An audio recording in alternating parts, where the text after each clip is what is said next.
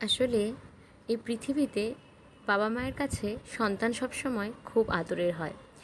সন্তান যেমনই হোক না কেন, বাবা মা কিন্তু কখনোই তার ভালোবাসায় কোনো কমতি রাখে না। তাতে সন্তান খারাপ হোক আর ভালোই হোক, বাবা মা চেষ্টা করে সর্বোচ্চ দিয়ে সন্তানকে ভালো রাখার। তেমনই আমারও একমাত্র সন্তান আমার ছেলে। এই বছর কিন্তু ওর 15 বছর পূর্ণ হলো। ও কিন্তু আমার মায়ের বাড়িতে থাকে, মানে ওর দিদুন বাড়িতে। আমার মায়ের বাড়িটা আমার বাড়ি থেকে 2.5 ঘন্টার দূরত্বে। ওর ছোটোবেলাটা কিন্তু আমার কাছেই কেটেছিল। তারপর যখন একটু বড় হয়েছে, ওকে রেখে যখন কাজে যেতাম, ও আমার কাছে খুব একটা সময়ও পেত না। আর ওকে একা কাজে রেখে গেলে অনেক সমস্যায়ও পড়তে হতো। আর অপরদিকে আমার মাও যেহেতু একা, সেই ক্ষেত্রে মাকেও একা রাখা খুব সমস্যা হচ্ছিল। কারণ যেহেতু আমরা দুটোই বোন, আমার বোনও কর্মসূত্রে বাইরে থাকে আর আমিও বাড়িতে থাকি না, তো সেই ক্ষেত্রে মাও একা একা একদম অসুস্থ হয়ে যাচ্ছিল। তার জন্যই ওকে মার কাছে পাঠানো। এবার মার কাছে যাওয়ার পর ও কিন্তু একদম মায়ের খুব কাছের হয়ে গেছে। মা যেন এখন ওকে ছাড়া চলতেই পারে না। ও যখন একদম ছোট ছিল, আমি কিন্তু ছোট থেকেই ওকে শিখিয়েছিলাম যে ছোট ছোট কাজগুলো করতে কিভাবে হয়। কারণ আমি বিশ্বাস করি, ছেলে বা মেয়ে যেই হোক না কেন, সবারই বেসিক কাজগুলো জীবনে জেনে রাখা উচিত। কারোর উপরে ডিপেন্ডেন্ট হয়ে চলাটা আমার একদমই পছন্দ নয়। আমার মা কিন্তু ছোট থেকে আমাদের সেরকম কোনো কাজ শেখায়নি, আর আমি সেই কারণে অনেক কিছু ফেস করেছিলাম।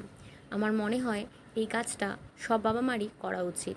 ছোট থেকেই কিছু কিছু করে বাচ্চাদের সব শিখিয়ে রাখা উচিত। আর সেই কারণেই আমি কিন্তু মাকে সবসময় বলতাম, মা, ওকে তুমি কাজ শেখাও। তুমি যদি অসুস্থও থাকো, ও কিন্তু কিছু কাজ তোমাকে হেল্প করে দিতে পারবে। আমি বাড়ি যাব এটা কিন্তু ও জানতো না। আসলে আমি সারপ্রাইজ দেওয়ার জন্যই আজকে বাড়ি গিয়েছিলাম, কি যে ও রান্নাঘরে রান্নাতে হেল্প করছে। আসলে আমি আজকে ভাবতে পারিনি যে ওকে আমি এসেই রান্নাঘরে দেখব। ভেবেছিলাম ও হয়তো স্কুলে বা অন্য কোনো কাজে বিজি আছে।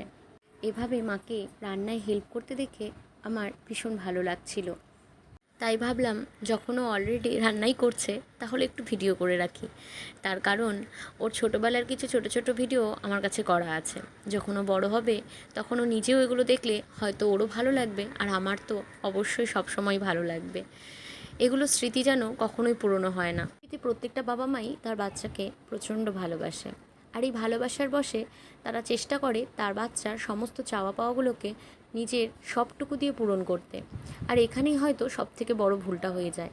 কারণ বাচ্চারা এটাকে তার অধিকার বলে মনে করে যে আমি যা চাবো তাই আমি পাবো। আর একটা সময় এটা জিদে পরিবর্তিত হয়। এখন হয়তো তারা এমন কিছু চায় যেটা বাবা মার পক্ষে দেওয়া সম্ভবই না, আর তারা বুঝতেও চেষ্টা করে না যে এটা বাবা মা দিতে পারছে না।